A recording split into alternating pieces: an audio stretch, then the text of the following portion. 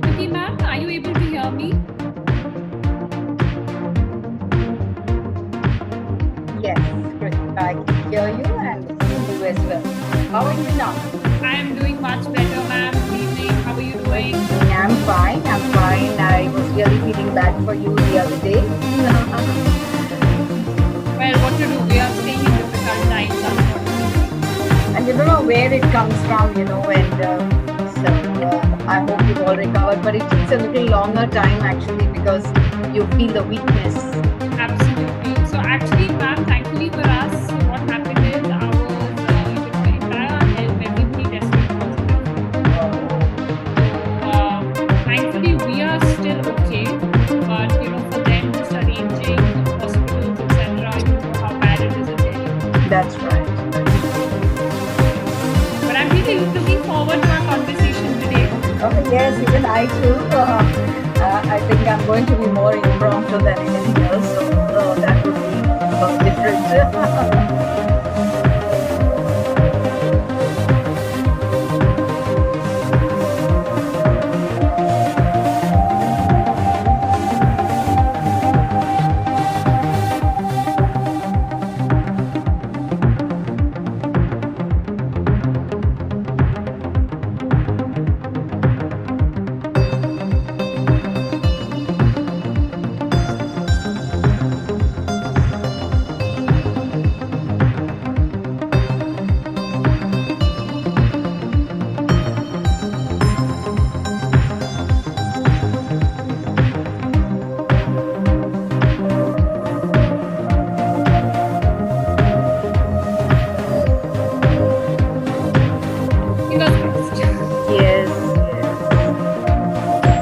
Problem is when the electricity goes and then you're connecting it to your other Wi-Fi, that's when.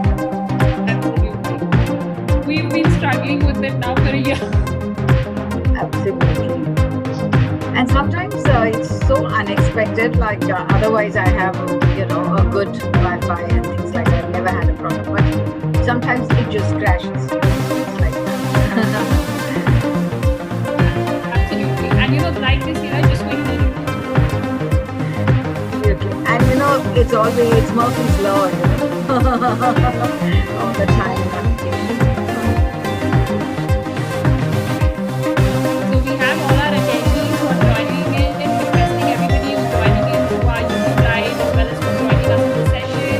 We're going to be starting exactly at 5 o'clock. As I announced earlier, we have giveaways that have been arranged for the best questions of the episode. So please make sure you're sending me a lot of questions because I would love to make that a part of my conversation with my two illustrious guests who have joined me today.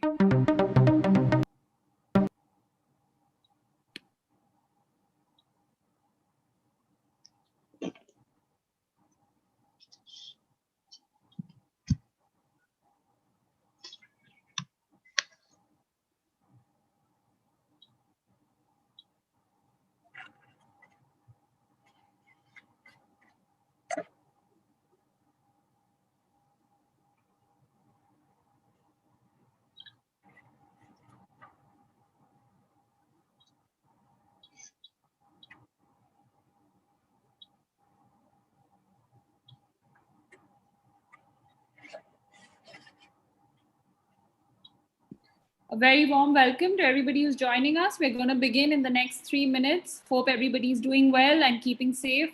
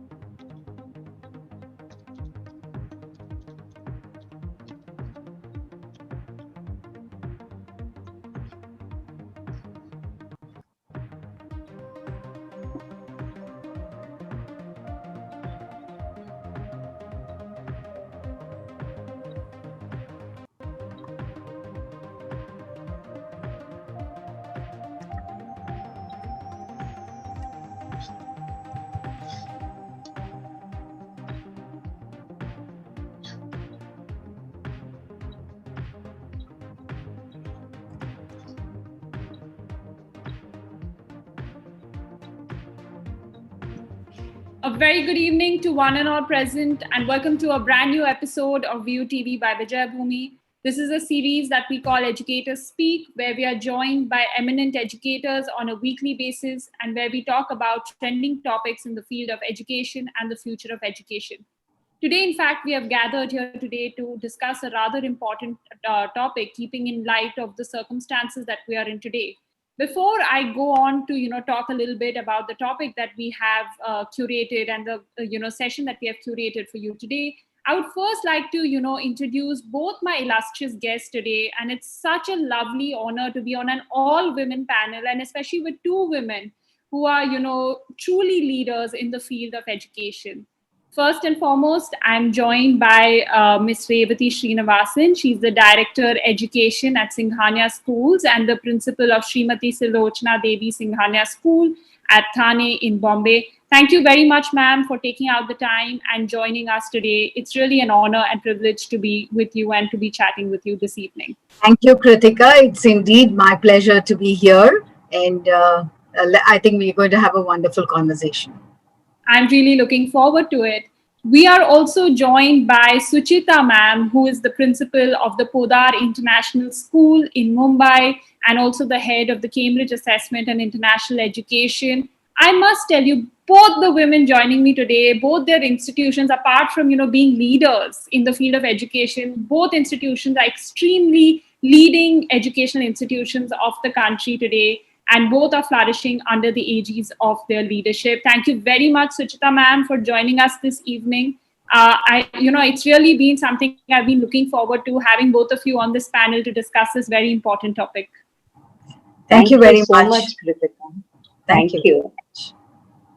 So without further ado, now let's begin with, our session that we have lined up today. So me and my team have been thinking, for a while that what are the kind of effects that, we have spoken about COVID-19, we have spoken about the pandemic, but we also need to talk about what are the kind of ripple effects that we are going to be seeing post the pandemic. And these are not just immediate effects, but effects that are going to be there for a longer duration of time. And one of this, as we have been reading in the newspapers in the recent few months, there have been lots of, job losses that have happened in this pandemic year.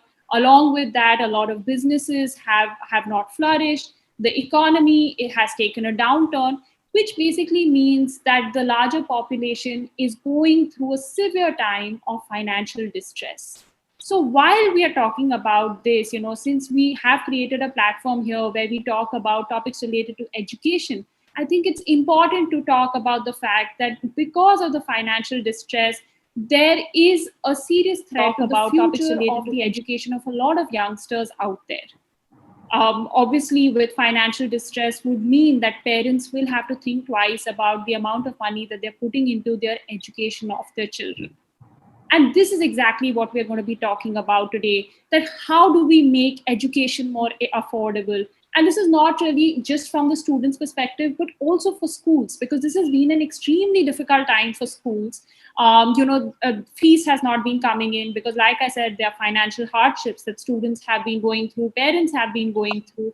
In that, schools have been put in this severe situation where they're having to survive. How can the school sort of provide quality education at competitive and lower rates?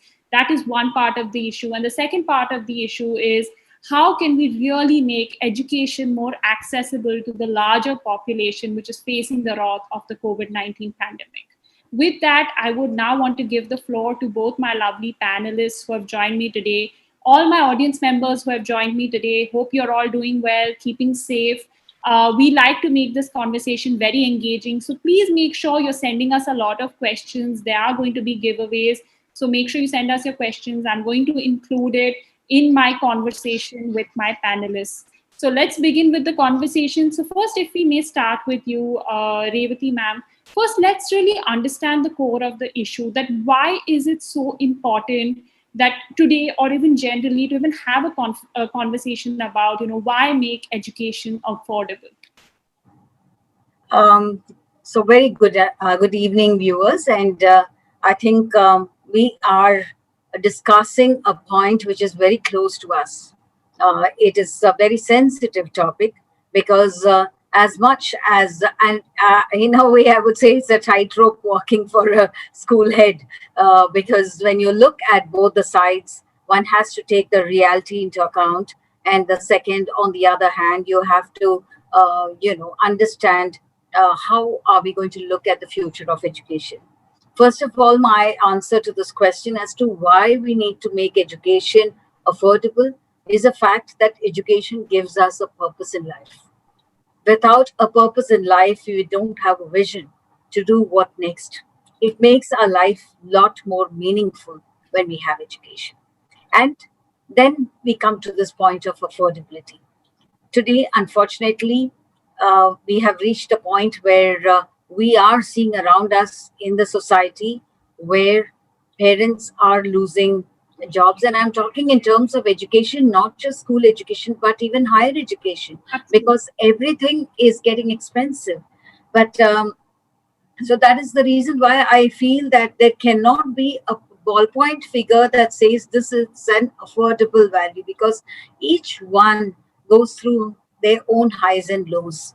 And therefore to reach a ballpoint figure and say this is what should be the fees so that all parents can afford it, we cannot say that. That's what I'd like to say. And I think one has to handle this on a one-to-one basis. That's the way I would like to see it, because, let's be very, very honest with ourselves that it is not that the schools don't want to reach out to parents, but the schools can't reach out to parents, especially if the schools are charging fees which is fairly and just about covers their costs. Then it becomes very difficult for the school to come across more than the halfway point and say, yes, I will do this for your child. So that's where it comes from. And basically, I look at how one can make education more affordable from the point of view of an educationalist. And there, I'm not looking at a particular management, nor am I talking as a principal of a particular school, nor am I talking on behalf of parents. But for me, when costs meet benefits, you get value for money. And when that happens, everyone is happy about it. So much as one may say, so we have to start looking at how do we balance our facilities. If we start balancing our facilities, I think we can reach a point where we can say that yes, this will make it more affordable. Then I also look at the situation of a school where it could be self-financing, or it could be having part financing coming from the government, or it could be a completely government-run school, which means it's free education.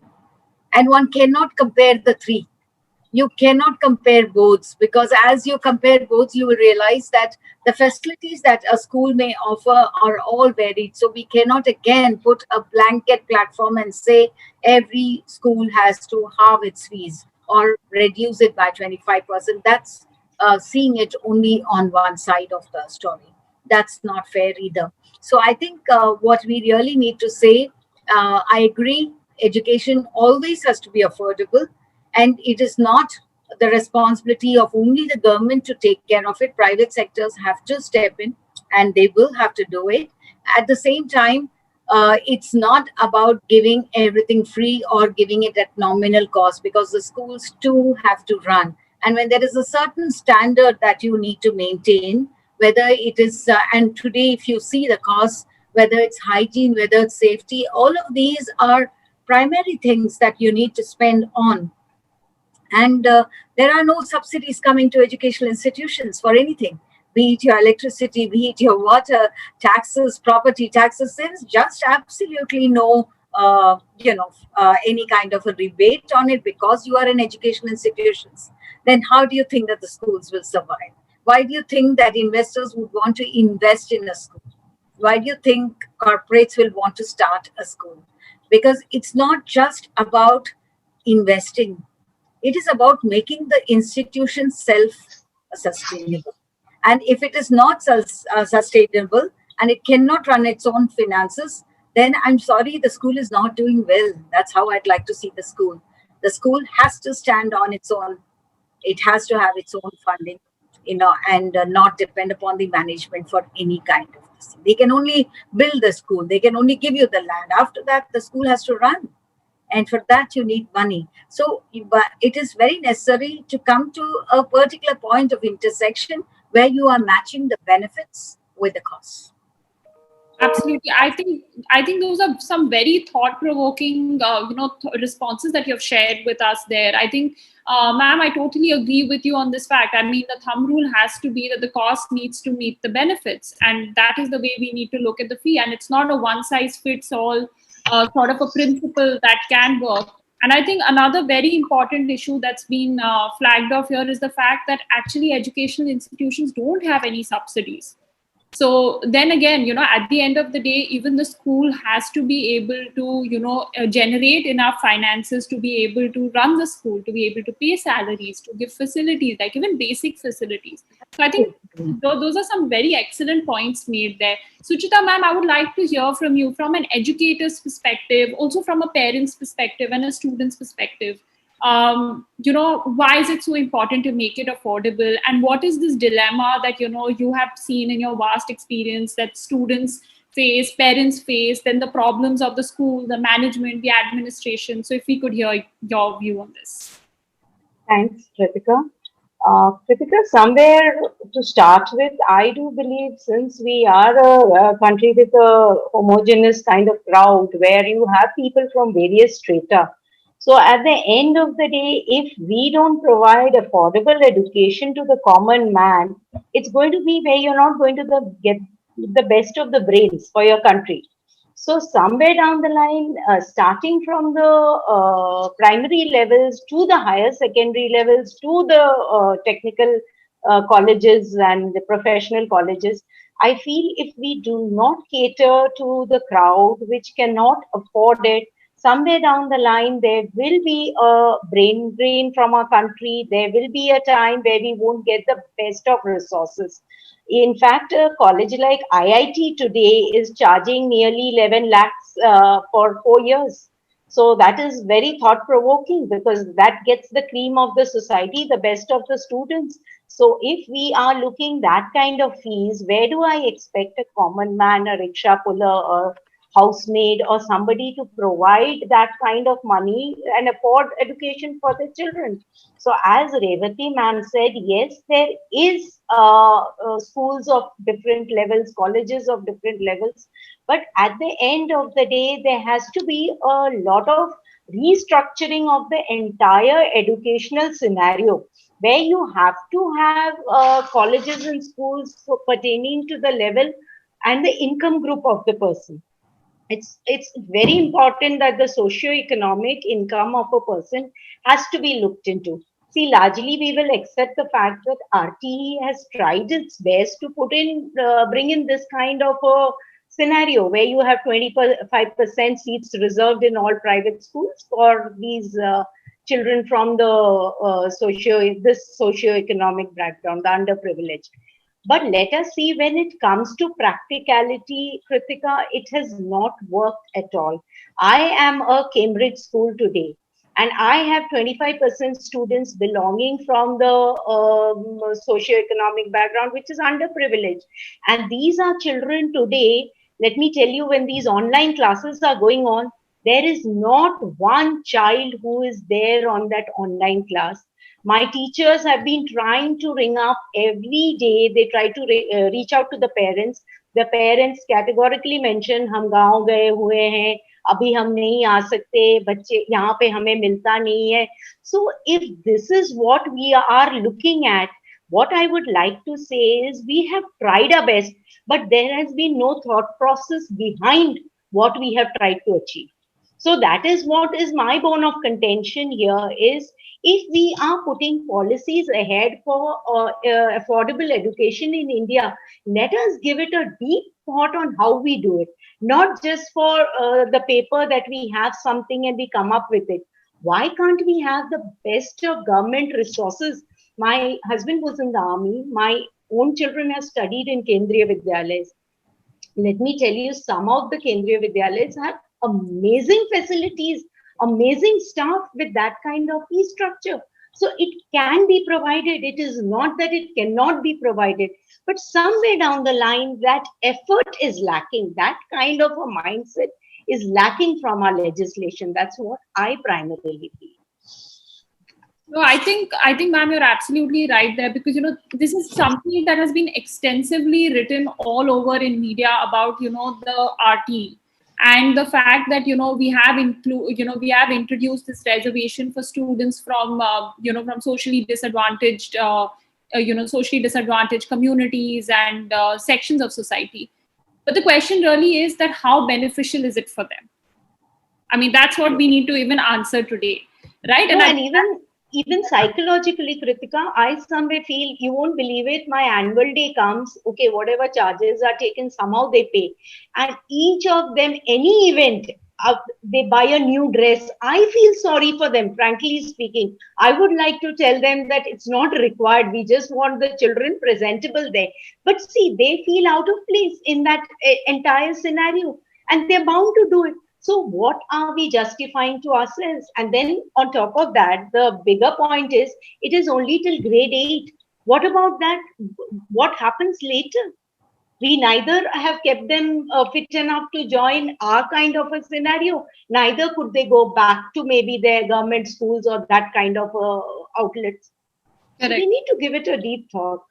Absolutely. I think There's one point that I need to add over here, which very much goes along with Sucheta, which says about the structural imbalances, societal imbalances that we are having. It's not only about the socioeconomic difficulty or divide that we have. We have a gender divide. We have a rural-urban divide. Which divide are we going to address? So it is very, very clear that when NEP is to work, it has to work in a manner where we are not looking at one flat, scheme of education or board of education. Not at all. I think where we are to look at is to look at how do you make the education more relevant and meaningful in the context in which they are. When that happens, then I think we carry. Instead of lowering some standard, raising some standard, that's not the way we go. When we have to see the NEP, or when we have to see any kind of reformation or reforms that we are doing, we need to look at it completely and work towards that, giving aspirational values to children from the rural areas, so that there is something that they really look forward to. I've worked a lot with rural schools, so I just know how good their teachers are. I just know how smart the children are. They may not speak in English, but they clearly have great aspirations. And, I am Kalam. That's what it is. It's truly like that. So many of them want to be a Kalam over there. no, I think that's a very, very, again, a very important point that you've highlighted there. Education has to be relevant, and it has to be befitting in a context. And I think, again, another very important thing that has been flagged off here is about the NEP. And I will take this. In fact, there's a question that has come that I will just take after this particular question of mine. So I think Suchita ma'am also made a very, I think a very, very good point there about, Kendriya Vidyalayas. I think there's no denying the fact that some of them are doing exceedingly well Absolutely. and fantastic results. I mean, I've been seeing this because I reside in Delhi, that, in fact, there was this chatter last year that, the government schools have performed better than the private schools in Delhi. So Yes. I think there's a bit of, what do I say, this prejudice that exists, against anything that's government run, not in the higher education, because they're the most prestigious and considered the most prestigious. But I feel in school education, it's very unfortunate that, there is a little bit of a prejudice against government run schools, that, they may not be giving that quality of education that is required. Which kind of brings me to the next question. I think Revathi ma'am had even highlighted this in her response about, the facilities and creating that balance of facilities that is required for schools. Suddenly, I mean, what I observe, when I interact with parents and what I've been reading online, I see that suddenly there is this huge need where, parents are feeling the pressure to send, their students to these schools which have super swanky facilities. Without even questioning or going into like sort of even understanding that what is the, asking more pertinent questions like what is the education philosophy of the school, what are the kind of teachers, what is the sort of curriculum, what is the vision that the school has. But there is this huge bubble we have created around facilities, and having these very 5-star like sort of amenities in schools, which somewhere also makes me feel that schools are also pressured to provide all of that at this point of time, because that's kind of the market demand. So I would like to hear from both of you, can address this question, that why so much of chatter around facilities. If I have a lot of parents also who are joining me on this session, if you can just sort of break it down a little bit for them, that what are the kind of important things to look at, because I think it's important for us to relook our parameters that we have in mind, to choose a good school or an ideal school for our children. Because I feel if we break that down a little bit, maybe it will sort of help schools also kind of get rid of facilities which may not be very essential in school, and kind of help bring the fee factor also down. So over to the both of you. I mean, if I can hear from the both of you, your thoughts on this question. I think very valid question, but I'll also put it like this. Every parent has a dream. He lives on that dream. Okay? Dreams fulfilled and not fulfilled. And when it's not fulfilled, most parents start looking at their children and say, can I give him this and the best? Like an investment I'm making, let me make an investment in education so that my child grows up to be really, really smart and big. And whatever I didn't get, the other argument is whatever I didn't get because of the circumstances that we were in, now that I can afford, can I not give it to you? So everything comes from that mindset. I'm now going to burst the bubble now.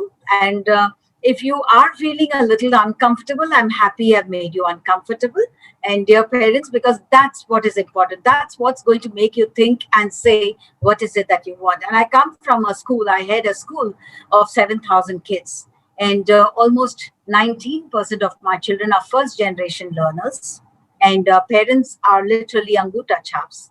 And they don't know, they can't speak English. And very often when I'm doing my orientation, I have to do it both in English and Hindi because, otherwise they won't follow it. But these are children who have come right from junior KG, from the kindergarten. They moved up to 10th, have got more than 85% in their boards, have got more than 85% in the grade 12 examinations, and have done extremely well, whether it's hotel management, joining the National Law School. They come to us for every advice that we give. They take it so seriously and do. So it's not that one can't do one thing and this is only for it. Neither do schools say that, nor do we tell parents that your son can't do this or your daughter can't do this. We don't say that. We encourage them to think big. We want them to do very well. In fact, it gives us greater pleasure when we see these children doing so well.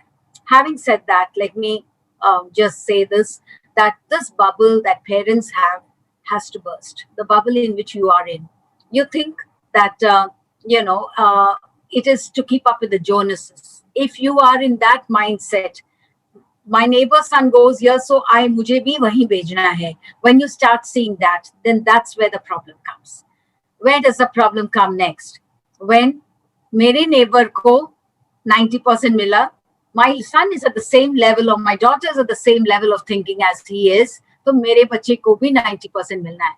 Then they start looking at, can I put him for tuitions so that they get that about 90%? So the child doesn't need tuitions, but I want to put the child for tuitions. Why? Because my aspiration is the child should hit a 92, 93. I've had so many parents who have, whom I've seen, they said, usko, just 93 mila because, wo bimar tha is exam mein. What? Just 93? So where is that word? The just is coming so casual. So I just want to tell parents, first of all, our focus has to change. Let's move away from marks, move to competencies. Think of what your child will be capable of doing when he grows up from what he is learning in school. So coming rank 1, 2, and 3, I went to do a course in a summer program in Harvard.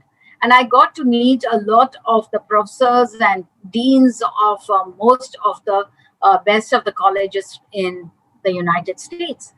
And one of the things that came very strongly was they're not looking at ranks 1, 2, and 3. They are looking for an overall good personality, a person who is able to consistently perform. So going to a village and doing a 1 week program over there, staying in the village, has no meaning for them. They want to see, are you consistently working towards developing a sensitive side of yourself? That's what they're looking at. So are we able to give them that kind of skills? Are we moving, can we move away from this just the component of scoring marks and academics to something which will lead to skills, development of competencies, development of the life skills that we are talking about? Because now, for example, a thing like this, a pandemic like this, what came out? It came out very strongly that children who built their resilience sitting in the house, there were children who derived it earlier itself. So all of these goes a long way in saying that don't choose a board, don't choose a school looking at what the money, or I want to show to the world that I can afford this kind of private school education. Not at all. Even parents who are abroad, I would like to say that it's perfectly fine to go to a government school. It's perfectly fine. What have you to look for? Is the school giving you the services? Are they able to connect with your children? Are they able to give you the education that you really need? Despite all the difficulties, were they able to reach out to your child and make your classroom more interesting so that the child didn't feel that they were forced to sit in front of a screen? So those are experiences. Our learning experiences is what we is going to make a school. Okay. All of us who have studied in some of the best schools, and they were not known for the infrastructure that they had. Okay. And not known for how people talk about it. So for me, it's very important that parents understand that what is the teaching learning process in, what's the basic philosophy of the school. Are we able to teach our child that the school is a miniature society? It's got people from all caste, creed, religion, everyone, and belonging to all socioeconomic groups, plus multi-level capacities that children will have. Okay, are we able to make it as inclusive as we can in all aspects? That makes a good school, according to me, because that child coming out of that school will be able to understand the society better when he grows up. A child who's in complete exclusivity, I want my child to be in a classroom where there are only 10 children. I'm sorry, I belong to the class of teachers and educators who believe that the child will not grow strong. He needs to mix with people who they have to sort it out amongst themselves and be able to have the courage, the confidence to sort without losing temper, without losing, their anger, or be angry about something. Not at all, and not allowing birds to fly. I think we teach them how to get into the boardroom, and that is taught in the school. That's, I think, very, very aptly put, ma'am. I think consistency, competency, and exposure. All three very important for the new decade that we are entering into. And resilience, I think that's again very important. Resilience, even qualities like being grateful, gratitude. I think these are some very important qualities that are being highlighted, especially during the pandemic. So I totally agree with you that these should be the parameters that parents need to be looking at, and, not giving first grade importance to infrastructure and other facilities. Suchita, ma'am, I would like to hear from you. Your school's putting in so much of an effort. Your teachers are putting in so much of an effort in assessment, in pedagogy, in learning philosophy, and things like that. But how much pressure do you face from parents, when they're only interested in knowing about facilities, infrastructure, coming again from, an educator's perspective as well as a parent's perspective, because you took a decision where, you put both your children in a Kendriya Vidyalaya. So I would love to hear your response on this question. Yeah, Kritika, I think I'm the best judge to speak on this. I share my premises with the CBSE school. So we have a centrally air-conditioned building where the CBSE hosts themselves as well as my school. And my fees is more and CBSE understandably is less. Now, the first question that a parent comes into my office, they ask is, ma'am, when the air conditioned is provided in both the schools, why is your fees more and their fees less? So now imagine this is what gives an answer to what a parent is looking at. If air conditioning today speaks about education, then I'm sorry to say it is a mindset which you cannot actually out here fight it out. So as Revathi ma'am said, we have to burst this bubble. What are you looking for your child? I always tell my parents in the seminars that we have, that what is it exactly you're looking for your child? A grade one parent coming in and asking me, ma'am, does your board cater for the IITs? Can you imagine a grade one parent? I just couldn't believe my ears when I first started hearing these things. And let me tell you, I've worked around India because my husband was in the army, as I told you. So I've been with army public schools, KVs, and now I've moved into Mumbai with Billabong, Podar. So I see a marked difference in what parents are looking for. So it is either that newfound kind of a gentry who comes into the cities, who's earning a lot of money beyond what they require, perhaps. And those are the kind who are looking for answers like this. That if the air conditioning is the same, what am I getting extra here? Today, it's not a business transaction that's going on, but honestly, sitting on that chair, I do feel like it's more like a transaction. Every parent is questioning how much are we getting value for money? So somewhere that is something that has to be broken, and that really is detrimental for the child. Let me tell you, I belong to schools where I am sometimes amazed with the kind of conversation the students are having in the classroom. It actually hurts me. I one day got a complaint from one of the students. Ma'am, he's making fun of me because he comes in a BMW and I come in a so-and-so car. So that's the kind of mindset that is working in a child of grade 6. So I want to understand where is it starting from. Somewhere it is starting from home, developing in the school, and then going back beyond into the playground. That is what I logically feel is happening. So this has to be broken. Let us first start with what would I look at when I want a good school. I always feel, as ma'am said, it is very important what are you providing. Today, the skill set that is required, is it going to help your child in the future? So the somewhere we have to understand if Finland has today come up supposed to be the best amongst the places of education, the best countries that provide the best early education. Why? It is because they have catered to the skill set of the common man. What is required for them in the future, not what the BMW that they're going to buy later. So this is something that we have to realize. We have to train our students to become the best for the future. Secondly, is the kind of faculty that we are providing. I'm very sorry to say, Kritika, today faculty training has the minimum budget in most schools. The salary of the teachers are the least. We come from a strata, a profession where we owe the least of the salaries. Why?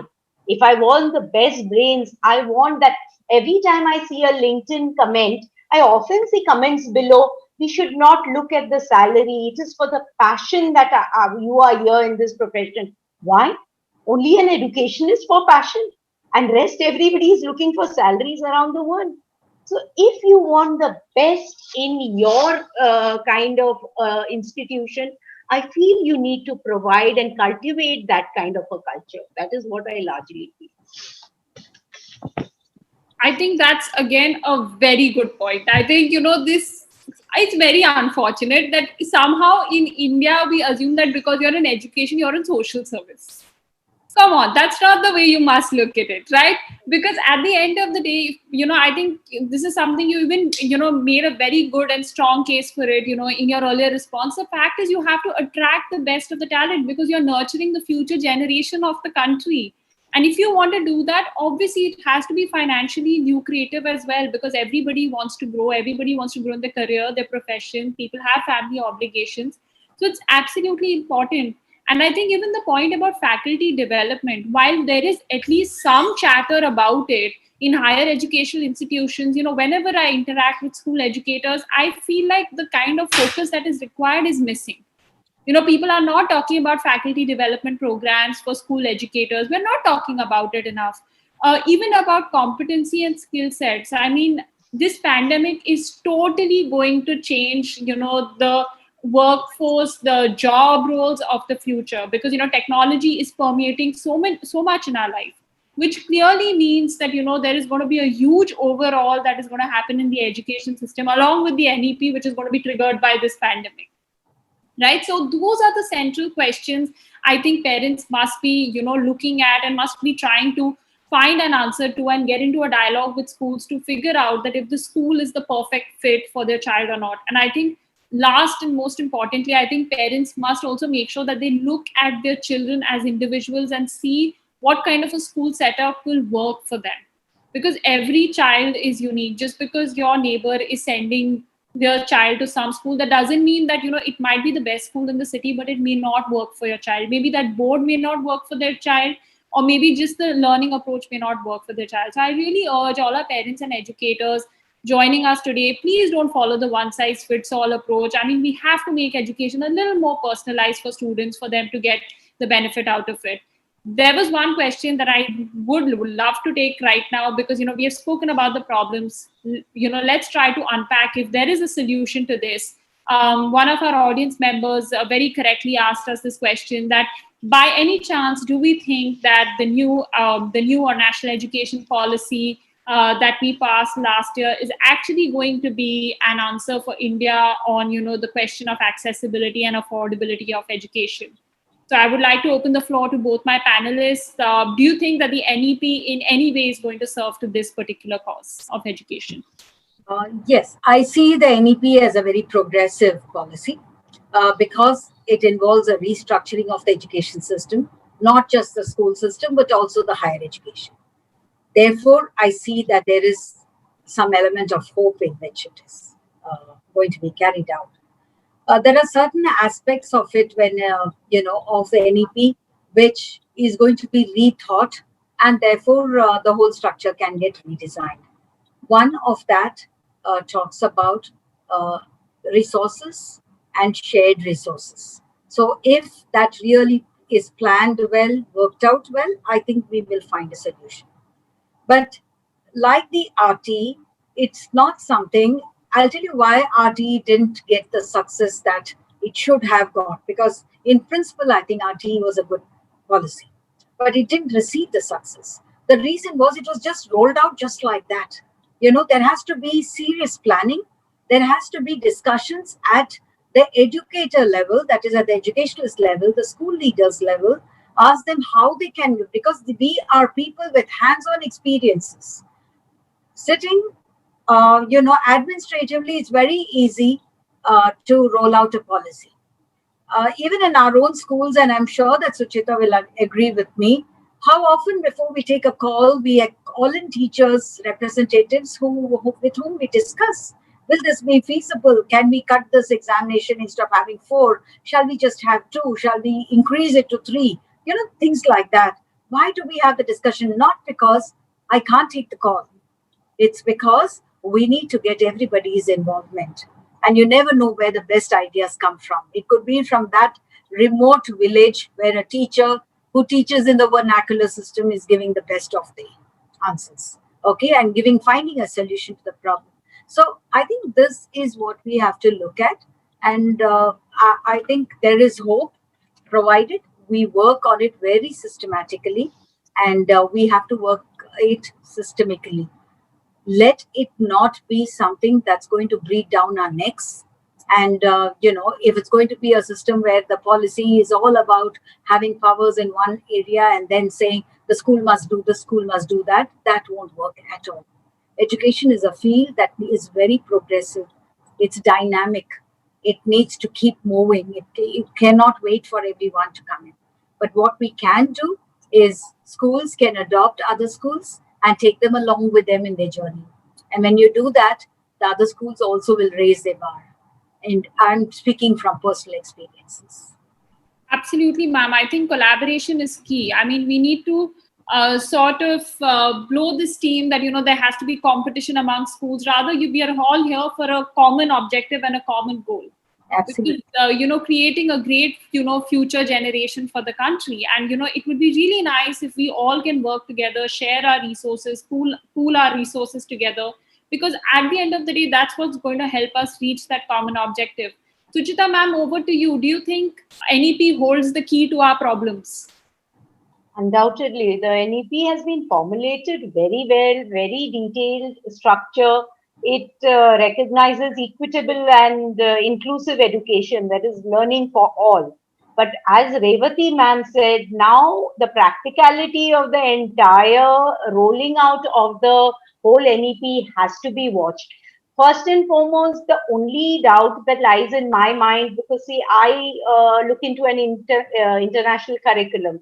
So somewhere I can see where NEP is going a large way to try to bring about a lot of globalization in what they are looking at. But somewhere what I can see the hitch that might come up is when they are looking at rolling it out, there are no stages that have been actually formulated. The time period for the rollout of a particular stage that they would look into.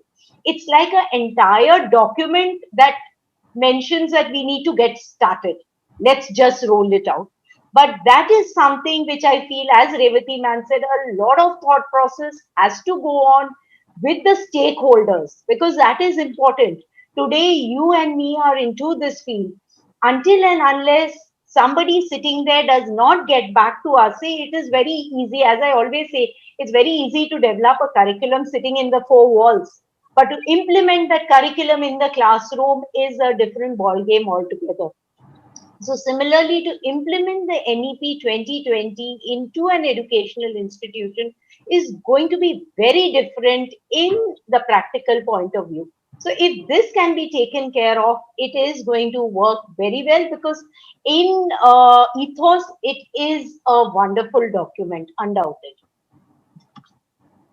Absolutely, ma'am. I think, here implementation will be paramount. I mean, the intention is right, the document is in place, the policy is progressive. It really comes down to how well we're going to be able to implement it. Obviously, there are some roadblocks in terms of nobody had expected it to be a pandemic year, which means it's going to be a slower rollout. But we really hope that it's an effective rollout. So next, since we're talking about the affordability of education, and I have a lot of parents who are joining me here, we have spoken about that, how parents want to provide the best for their children, and they want to ensure that, their children get admitted to the best of the schools of the cities and towns and villages. So what kind of models can, either schools or probably private sector enterprises, come together and help schools in, arranging some sort of models, or the government? What kind of models can we come up with, to support parents in sort of, realizing, their dream of education that they have for their children? What is it that, both of you think, in, your vast experience in the field of education, what is workable? How can we help them, support the cause of education for their children? I think one way of, you know, broadening or the horizons and the thought process of the children, creating in them interests beyond academics, is introducing technology. So no matter what we may say about technology, being, it sort of is, it's about screen time. I know there are a lot of concerns. It's about availability, equity. But yes, if we are able to find out ways of funding those, but technology implemented along with our curriculum will really help in developing better knowledge, more skills, and I think the school education helps them to develop the right kind of attitudes that are required. So, when they are blended together, that's one model I really get things, because I think now it's time for complete blended learning, and the blended learning component will really help in maybe able to understand, develop more interest, and even read about things that we can't. So the question I'm sure that everyone will have in mind is to how do we do it for children who may not have the resources, who may not have the devices, right? So one, of course, it looks at the possibility of having a CSR funding for a particular place. The other way of looking at it is to just give a facility in the village or in the semi-rural area. You give them a facility in a particular place, and it's a big screen, and children can come there at a particular time. You slot it out, and then you can do it. So, if people believe that I'm just talking like that, I'm saying something that I have implemented myself. So, I have 5 schools, of which one school is in very, very interiors of Madhya Pradesh.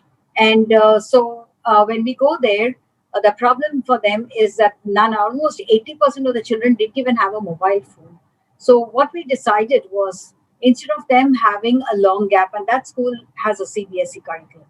So we thought, and the parents are poor, we can make out from their financial backgrounds, and the fees is bare minimal, it's a budget school. But what we realized was, I just said this to my principal, and she did so well. I told her, if the children can't come to school and learn, you're going to have a 1 year learning gap. To rectify the learning gap, the efforts that we're going to be putting in the next year is going to be more than triple science, right? So we will be having a huge gap with this set of children all the time. So what can we do about it? Instead of them coming to school, let's take the school to them. So we started Mohola Schools. So 5 villages around that area, we picked up, walked around, met up with all those sarpanches, asked them if they can give us a hall or a sabagra, if I can use that word. They gave us. Every village gave us, and we had told them that we can pay nominal rent. That's about it, because we don't have money now. So they said that you don't even have to pay a rent, because you are educating all our children. So all that we had to do was to engage all those teachers who were coming from that village. We engaged them in the same mohalla so that they don't have to travel to school. And otherwise they used to come in school buses, and that was free for them. But now you can't do that. So all the 5 villages had their own set of teachers and their own set of children. So in a very typical village school, one set of them are looking towards the east and sitting, and the board is there. The other is looking towards the west, and the board is on the other side. Literally in a hall we did it like that, because we had 3 hours of school, but we had all the classes coming in. They were so prepared for the prelims that we conducted. And at the end of the day, there was a great sense of satisfaction, because it's not about how comfortable it was. We just had plastic chairs. The board was a roll on. If you know what it means, you just roll it and it's like a canvas that falls. Just that. Nothing great.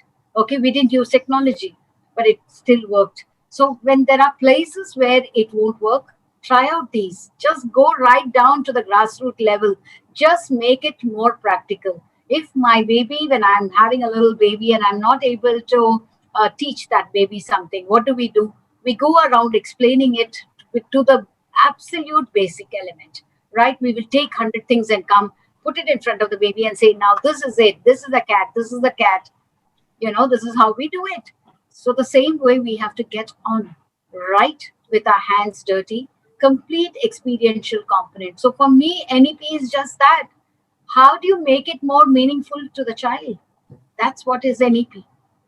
Absolutely. I think it's really ingenious what, you and your entire team managed to do. And this is why I think every episode, I always say this, that while we appreciate the efforts of the frontline warriors, I think it's very important to recognize the efforts of the educators. Because at the end of the day, this was an unknown experience anybody had thought of. Nobody thought that we'd all be locked up in homes. And for children especially, we don't talk about this enough, but it's been very difficult for them.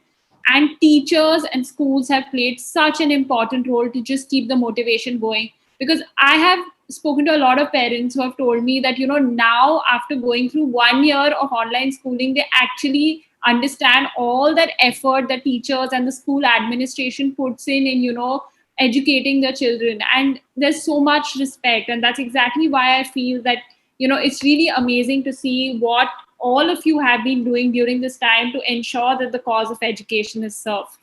It's truly, truly amazing. Suchita ma'am, I would love to hear from you. What do you think? What can be introduced? So Revathi ma'am spoke about the blended model, about, making education as practical as possible, taking it to the grassroots to make it more accessible for parents. What do you think we can do? What kind of models can we sort of explore to make good quality education accessible to parents? Because I think this pandemic has exactly taught us what we require to do in our educational system, where the changes need to be brought. The other day, I was reading this term, all of you all would be familiar with, the VUCA world, the what we talk in the business world. So it's now come into our classrooms. Actually, uh, as we said, it's going to be volatility, uncertainty, complexity, and ambiguity. So I was just reading this article where it was very interesting when they said what you need to do is to counter volatility with a vision. And the vision now lies today is in providing technology to the extreme corners of our country, to the most underprivileged lot. And we need to meet uncertainty with understanding, the understanding for the learner.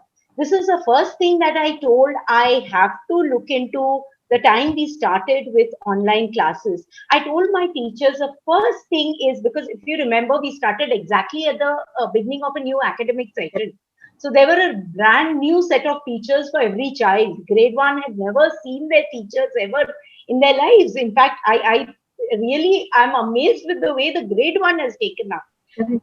So what I said was the first thing was to build that bonding between the teacher and the child. You have to do it on screen itself. How you do it is your baby. You put in activities, you put in any kind of playway method, whatever you want. But that bonding has to be created, and only then the process of education will start.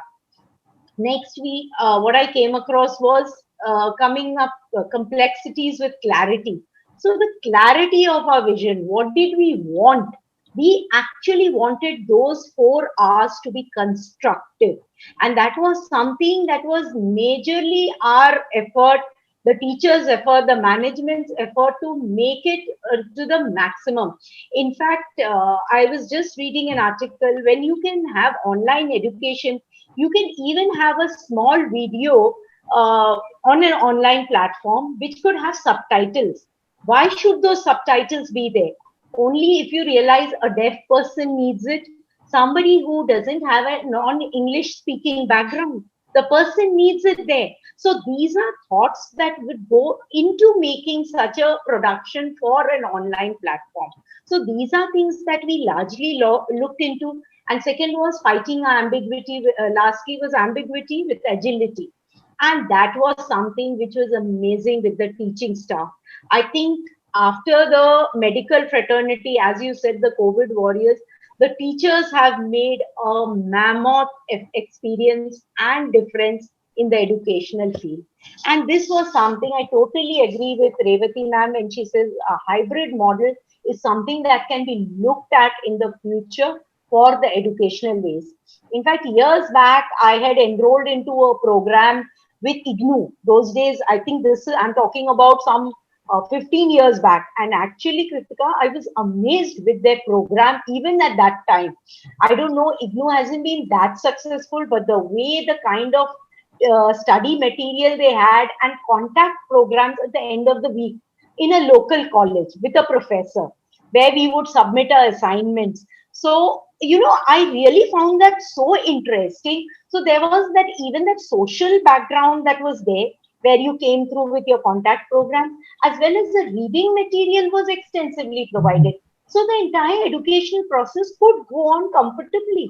So that is what I feel we can even start again today looking at, which is going to be to the reach of the common man in the best possible ways. Absolutely. I think both of you have just hit the nail on its head here. The blended model is here to stay. It's a great way of democratizing education, taking education to far-flung places where you don't have the best of resources. And definitely, I think, this 1 year of forced experimentation has really given us a lot of food for thought of how we can better the experience for our students. And this is something that we really, really need to look into. And also for the future, hopefully once the pandemic is over, just see that how we can use these technology tools and online tools to actually enhance the learning experience of our students, as we have been seeing during this time. So as I see we are running out of time, I definitely would want to take this one last question, and would love both of you to share your concluding remarks on this question. That we spoke about this, that how it is such a rat race today. Like Suchita ma'am was sharing that a student, like a parent of first grade, was asking her that whether her board would actually help in the student getting into the IIT. So the same way, this attendee is asking us that how can we create the awareness, amongst the parents communities, that they stop just looking at things like JE or NEET as career opportunities, and sort of broaden their horizon to the multiple and multitude of opportunities that are available in this VUCA world today. So if I may hear from the both of you, because I'm sure a lot of people have asked you this question, and in your vast experience, you must have a very well thought out, response to this. So I think Suchita should start this time. Then I'll start with the incident. I had a parent who came in for admissions for a child. And the first thing she told me, it was so shocking. I have such shocking experiences with these new admissions who come in. She tells me, I feel very out of place in birthday parties. The other children sing so many nursery rhymes and they exactly know from A to Z. This was just a child, I think, coming into pre-primary somewhere. From A to Z. और मेरे बच्चे को ठीक से बोलना नहीं आ रहा madam, मुझे ऐसे बर्थडे पार्टीज में मुझे जाने में शर्म आती है. And for a minute, I was taken aback. I really actually didn't know how to respond to her query, because I'd never given it a thought process that a birthday party could be an area for you to understand where your child competes with the other. So let me tell you, this is where I think the first thing that comes into play is, let us stop comparing. It's going to work beautifully if every parent, as we discussed even prior, thinks of what are the requirements of the future for their child. To start with, it should be a platform where they are getting experiential learning, where they are building life skills for themselves, and then further, as the child moves in, you try to understand the intrinsic requirements, the needs of the child, the way the child's abilities are, towards which field his bent is. If you have seen, everybody wants to take up the sciences today. Nobody is interested in taking up the arts and the commerce. Why? But today, if I need to give an IIM exam, I hold good even with a arts graduation, science graduation, or a commerce graduation. So an IAS exam, we don't require any particular subject.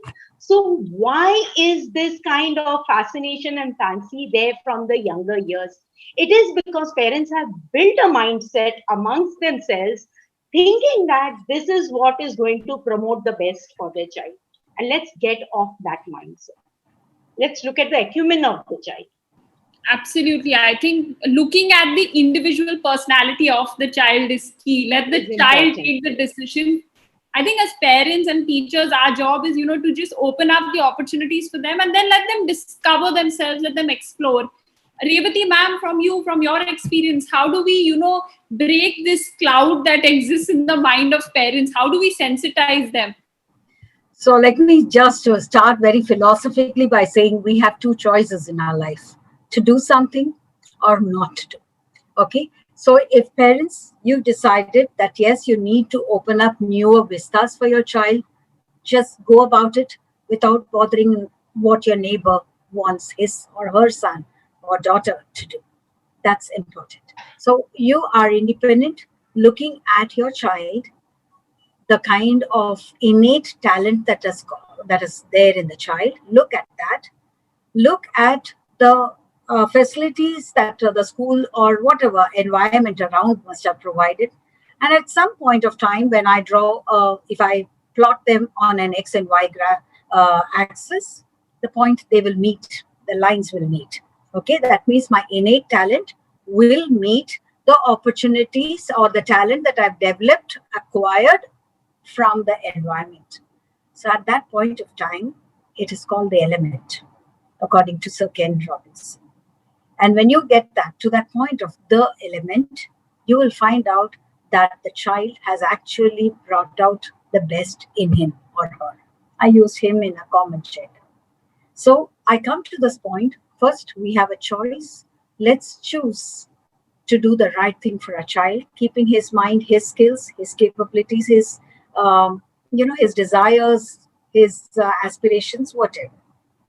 Two is that let's open up as many opportunities as possible, and the best of the opportunities are not opportunities that are paid for. That's something I'd like to say. Many of our cricketers have played gully cricket, and they have become cricketers. Okay, many of them. Why don't we just do that? Why do we have to go to an art class to become an artist? You don't. You can practice it by yourself, right? There are now, of course, ways by which you can learn, 100 different ways that you can learn. Everything that's taught in the class in school, just grab it, come back home, practice it, and you become a better artist. That's it. So everything just need not. You don't have to go to a music teacher and pay the music teacher. You can just listen to music more and more, and then you can get. And nowadays you have academies also that are run, and not all of them are expensive. They're quite minimum, some of them.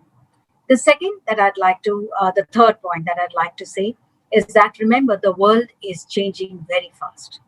The requirements of the world is changing. The jobs that are there today will not be there tomorrow. I remember saying this 10 years back in a World Education Conference, that a time will come when everything will change, and we will be going through a school in the clouds.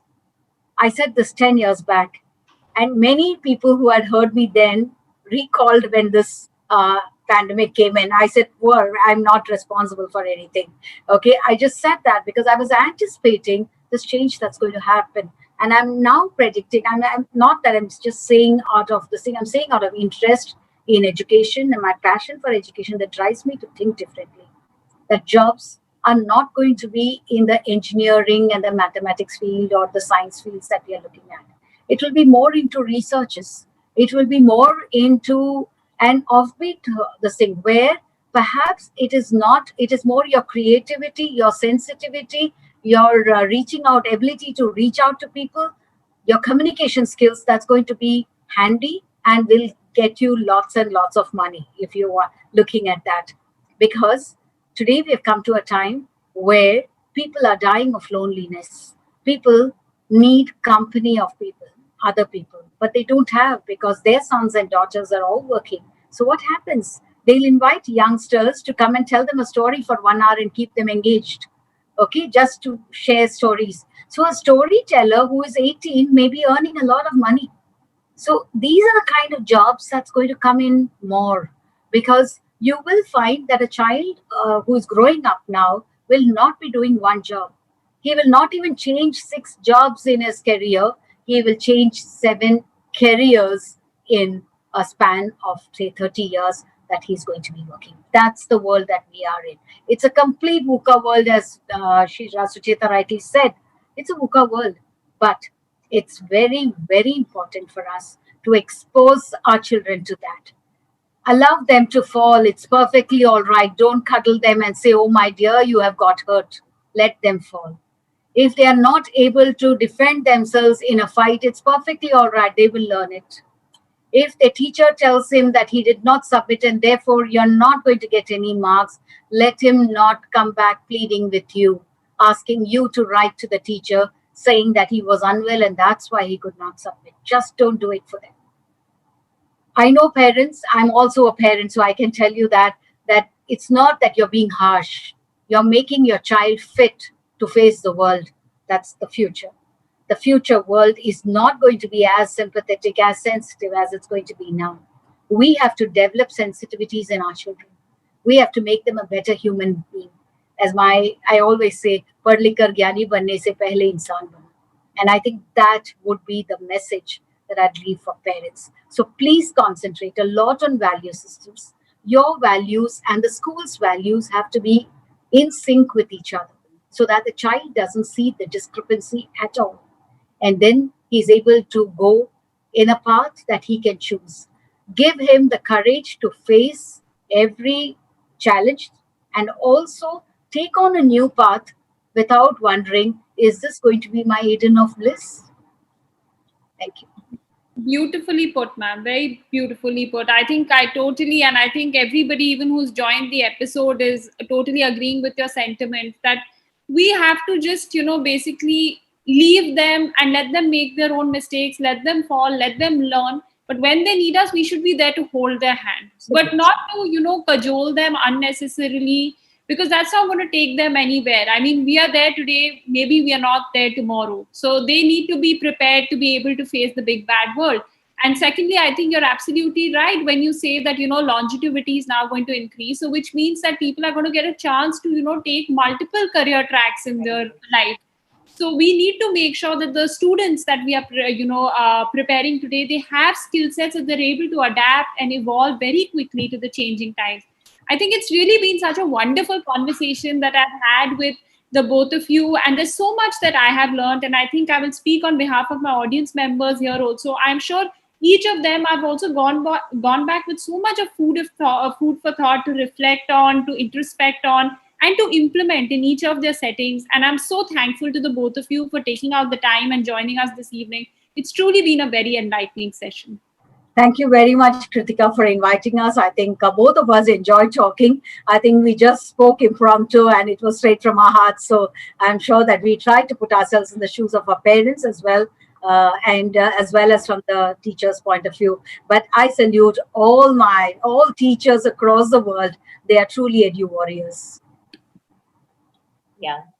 I do echo ma'am's sentiments. She's very right. Actually, it was a platform where we could speak our hearts out, and it was such a mixed audience that you have. In fact, sometimes I feel when you don't see the audience, you are better off because you don't judge and you are quite free out here. So, thank you so much, Kritika, for inviting us, and it was a really valuable session for all of us as well. Thanks. Thank you so much, ma'am. It was really, truly lovely. And I'm sure all of us have learned a lot. A very big thank you to all our audience members for joining us and staying put with us till the end and sending us all your lovely questions. Take care, everybody. Stay safe. And we will see you again on next Thursday at 5 p.m. on the next episode of Educator Speak. Thank you, everybody. Bye-bye. Thank you. Bye.